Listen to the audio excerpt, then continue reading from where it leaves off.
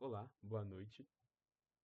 Eu me chamo Victor Coutinho e hoje eu vou apresentar um pouco sobre o nosso projeto final para o problema, o ciclo de otimização da Lial. Eu fiz esse projeto com Bia e com Lise.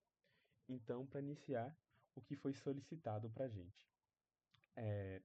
Basicamente, a gente tem uma instância do problema do caixeiro viajante e a gente tem que usar um algoritmo de otimização para resolver esse problema.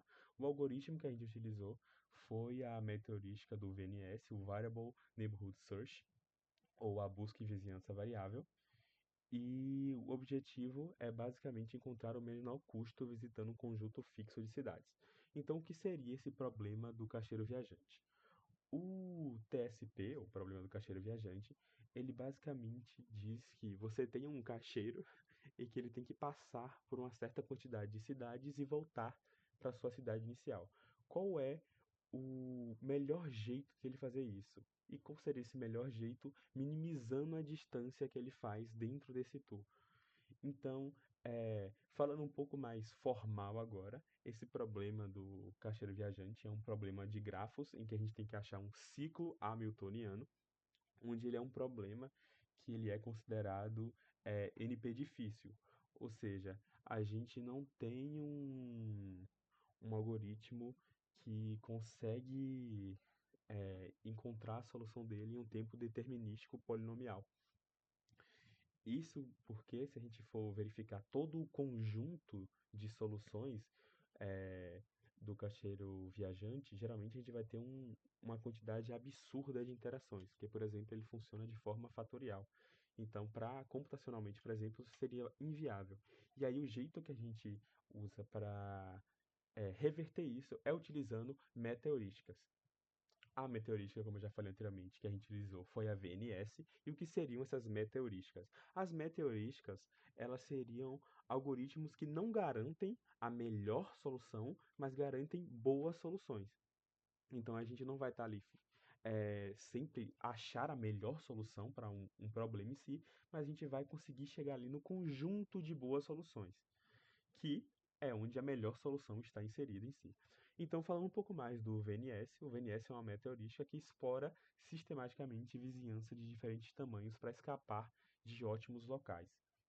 Então, basicamente, a ideia do VNS é você encontrou um ótimo local, às vezes mudando a vizinhança que você tem ao redor desse ótimo local, você pode encontrar é, outras alternativas melhores ainda. Então, como é que ele faz isso? Primeiro, ele utiliza a agitação ou shaking, onde ele basicamente vai perturbar a solução mudando K elementos aleatoriamente.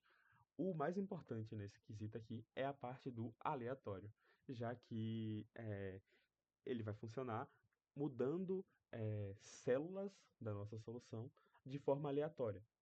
Além disso, isso vai garantir diversificação para o nosso algoritmo. Além disso, a gente vai ter também a busca local, que basicamente vai refinar a solução encontrada na agitação para encontrar o melhor vizinho próximo. E isso vai reforçar a nossa intensificação. Então, nós já melhoramos mudando os nossos vizinhos em si, e aí a gente vai verificar se depois dessa solução que a gente encontrou com a agitação, a gente consegue. Realmente é uma solução melhor do que a gente já tinha anteriormente.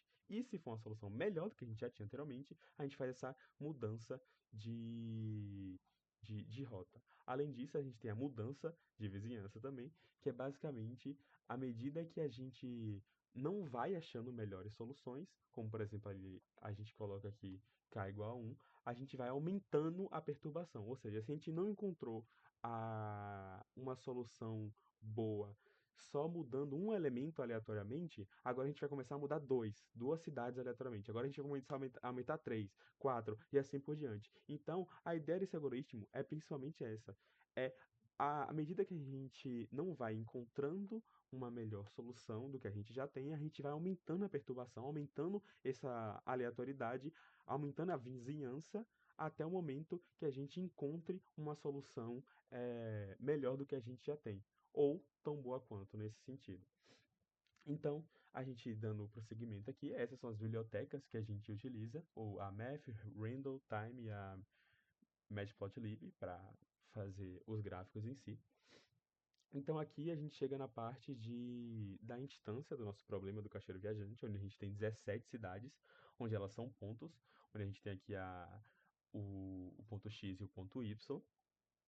E a nossa cidade inicial, ela fica bem no centro desse plano, basicamente, já que ela está no 50-50. Então, aqui só para demonstrar, basicamente, a cidade de origem, como eu falei, fica no 50-50, e as outras cidades que vão da 1 até 16, lembrando que no final da 16, teoricamente, se a gente seguisse essa rota aqui, a gente teria que voltar para zero. E como a gente vai calcular essa distância? A gente vai basicamente usar a distância euclidiana, que é dada por essa fórmula aqui, onde a gente está pegando o ponto X de uma cidade e o ponto X de outra cidade, o ponto Y de uma cidade, o ponto Y da outra cidade, jogando nessa fórmula assim, aqui calculando distância. Aqui a gente tem a função, que basicamente está fazendo essa fórmula aqui, só que em forma de código. E como exemplo, a gente pega aqui a distância entre a cidade 0 e 1, e a gente tem aqui a distância de 42, por exemplo. E com finalmente podendo calcular essa distância, a gente vem para a nossa função objetivo. Em otimização, a função objetivo é aquela função que a gente quer otimizar. O que seria otimizar nesse sentido? Seria maximizar ou minimizar uma função. Como no nosso caso aqui, a gente quer achar a menor distância possível nessa rota que a gente quer fazer, a nossa ideia é minimizar a função objetivo. Ou seja, depois de calcular a distância que a gente faz entre todas as cidades da nossa rota, a gente quer basicamente achar a menor distância entre o menor tour que a gente pode fazer entre essas rotas. Então aqui a gente está, essa função basicamente faz isso, ela calcula a função objetivo, que é a distância entre todas as cidades na rota. Aqui rodando, por exemplo, a gente tem aqui é, uma possível solução, né? Que aí começa como 0, 1, 2, 3, 4, ou seja, seguindo a ordem das cidades por label delas, voltando para o 0, que aqui daria uma distância de 514, por exemplo. Então, voltando agora, finalmente, para o algoritmo do VNS. Como eu tinha explicado mais lá em cima, na primeira parte a gente tem o shake, que vai servir para a diversificação dos nossos resultados. Então aqui ele vai controlar, a gente tem esse parâmetro K que vai controlar a intensidade. Então, se K for igual a 1, ele só vai mudar aleatoriamente uma cidade, um par de cidades. Se o K for igual a 2, dois pares. Se for igual a 3, três pares e assim por diante. A gente tem aqui também a busca local, que a gente utiliza o TwoOpt, que basicamente ele vai servir como a nossa estratégia de intensificação, onde, como no shaking a gente muda um par de cidades aleatórias, as cidades podem estar em qualquer lugar do nosso conjunto de solução, da nossa rota. Aqui, na busca, como a gente vai fazer para a busca local? A gente vai pegar trechos, ou seja, cidades que estão coladas uma na outra, que estão próximas uma na outra, e aí a gente vai inverter essas cidades. Basicamente, é como se a gente tivesse o conjunto de solução 0, 1, 2, 3, 4, 0. E aí, utilizando isso aqui, a gente vai mudar um desses trechos. Então, ao invés de ficar 0, 1, 2, 3, 4, 0, ficaria 0, 1, 3, 2, 4, 0. Então, a gente mudou esse trecho aí, substituiu o 2 e o 3 de lugar, por exemplo. Então, mostrando agora o código disso aqui em si. Primeiro, a gente tem aqui o shaking, que a gente vai passar como parâmetro para ele a rota atual e o K, né, que vai ser a quantidade de pares de cidade que a gente vai trocar aleatoriamente. Então aqui a gente está fazendo isso nessa parte aqui, que a gente utiliza o random. E a gente, outra coisa bastante importante, né, como ele funciona aleatoriamente, tanto no shaking aqui quanto no outro da busca local, a gente tem sempre que manter, como é o problema do caixeiro viajante, a cidade original no início e no final. Então a gente tem que garantir que esses índices, no caso o índice 0 e o índice lane-1, né, que é o último -1, tem que ficar de fora da nossa aleatoriedade aqui. Então por isso que eu criei essa variável aqui de índices permitidos. E aqui o check ele está fazendo basicamente isso, ele está escolhendo um dos índices, dois índices aleatórios e trocando eles na rota. E aí devolvendo a rota em si. Na busca local aqui, a gente só passa como parâmetro a rota atual e ele vai retornar uma tupla, basicamente. A tupla vai ter a melhor rota, que é ou a rota melhorada ou a rota original, e um booleano que vai dizer pra gente se houve ou não melhoras. Ou seja, se ele conseguiu melhorar a rota, esse melhor rota aqui vai vir uma rota aqui melhor do que a rota que a gente passou como parâmetro, e essa variável melhorou vai vir como true. Se ele não conseguiu melhorar, a rota vai voltar à rota original e essa variável vai retornar como falso. Então, basicamente aqui, é, como é que a gente está fazendo isso? Primeiro, inicialmente, novamente, a gente vai pegar os, é, os índices que estão só entre um e Len menos 2 nesse sentido, para não ter que mudar nem a primeira nem a última cidade. E aí, o que que a gente vai fazer aqui? Basicamente o que tinha explicado antes, vai inverter nos vizinhos. E aí a estratégia aqui que a gente usa também é o First Improvement, ou seja, no primeiro momento que ele encontra uma rota melhor, ele já para e retorna essa nova rota. Isso aqui a gente faz para que ele não precise, por exemplo, encontrou uma rota melhor, tá, vai testando as próximas até o final do vetor e não melhora, e aí a gente teria um problema que ele ficaria aumentando a complexidade do algoritmo desnecessariamente. Então, encontrou a melhor logo de primeira, já para o algoritmo e retorna essa melhor. E aí a gente já tem aqui as nossas duas funções, que vão ser as funções principais que a gente vai utilizar no nosso algoritmo agora do VNS.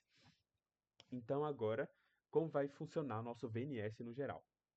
Primeiro, aqui a gente tem um pseudocódigo onde, seguindo ele, primeiro, a gente vai gerar uma solução inicial aleatória. Então, enquanto o critério de parado não for atingido, a gente vai ter o k igual a 1 inicialmente, ou seja, a gente vai começar com a vizinhança só igual a 1, as modificações na vizinhança só igual a 1. A gente vai entrar em outro loop aqui, onde a gente vai fazer o shaking, a busca local. Se o candidato for melhor que o atual, a gente vai simplesmente aceitar o candidato, senão a gente vai aumentando o k. Ou seja, é aquilo que eu falei no início. A gente vai sempre mudando a vizinhança em busca de um melhor, de uma rota melhor nesse sentido. E aqui está o algoritmo em si. Eu vou rodar aqui o algoritmo e aqui está o algoritmo.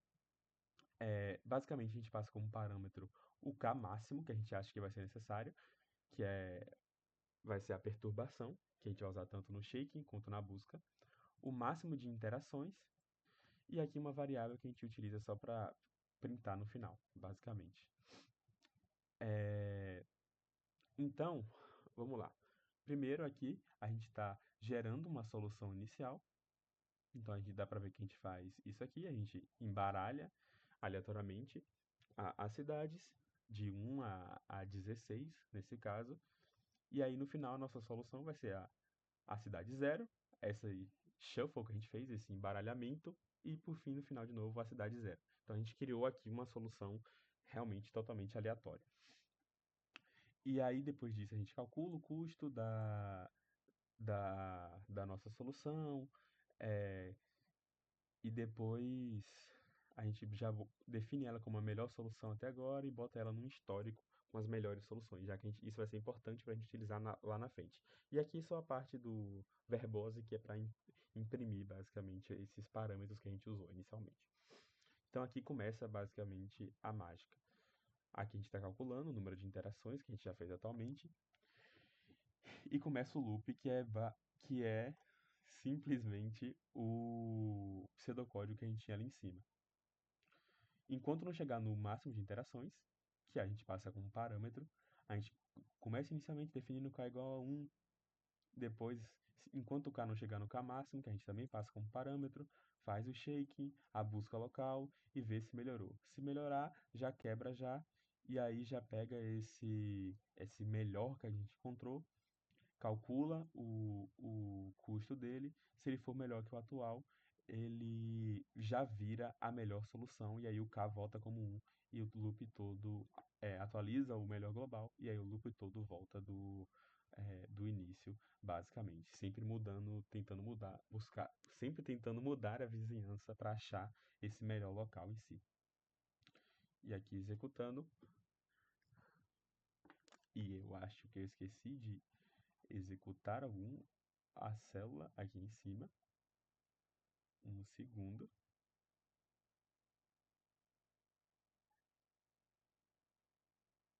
Ah, foi essa aqui, eu acho.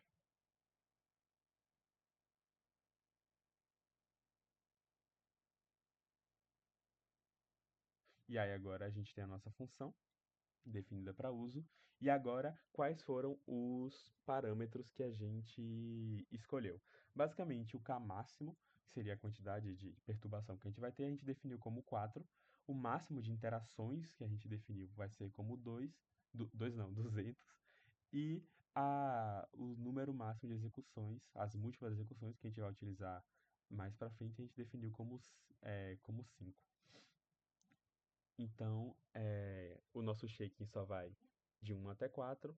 O número máximo de interações que a gente vai utilizar na busca local 200, e aqui é só o número de execuções que a gente vai utilizar mais para frente na análise de estatística. Então aqui está o algoritmo no final, com todos os parâmetros em si. Se a gente rodar, ele dá para a gente aqui a nossa resposta. Basicamente, os parâmetros que a gente tinha inicialmente, o custo inicial que ele encontrou nessa rota aleatória que ele criou, e aqui foi o custo todo do percurso dava esse 614. E aí, logo depois das 200 interações, ele encontrou primeiro esse custo aqui de 336, e logo em seguida ele encontrou esse outro de 328, chegando na melhor rota, que seria essa aqui, 0, 7, tá, tá, tá, tá, tá, onde o custo total ficou como esse, depois de 200 interações. E a gente consegue visualizar agora todo o tour nesse gráfico aqui. Então ele começou no 0, aí foi pro 7, pro 3, e aí por fim ele rodou tudo até chegar no 6 aqui e voltar pro 0. E aí, só pra gente ver como ficou basicamente a convergência, ele começou lá com os 600, que foi o que a gente viu aleatoriamente, depois já desceu para 305 um pouquinho, até que depois na segunda interação ele já desceu mais ainda, que chegou no final, que foi esse de 328 basicamente.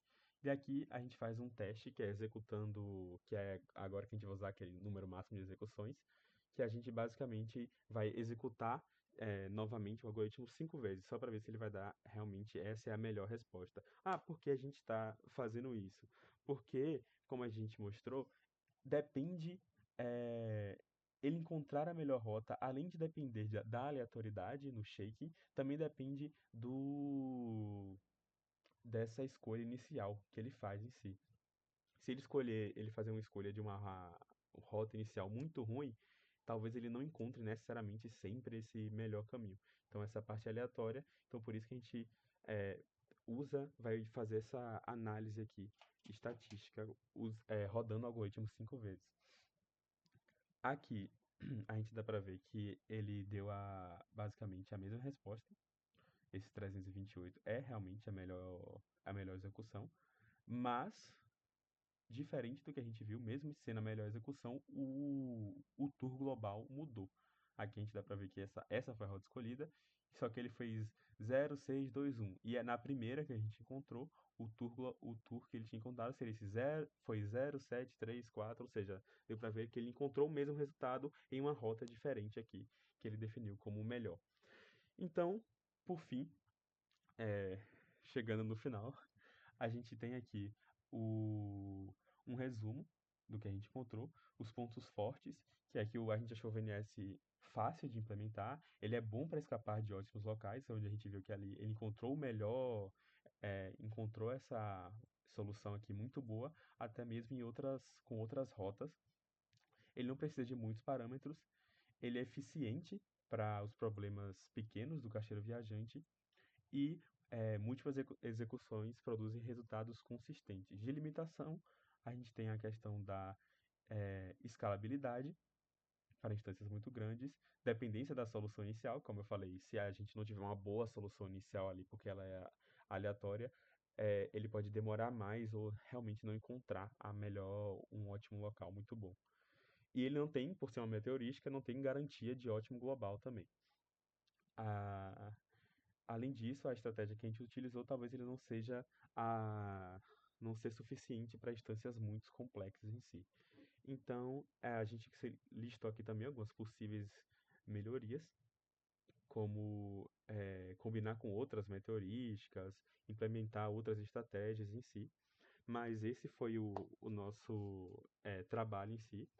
E é isso. Muito obrigado e tchau, tchau.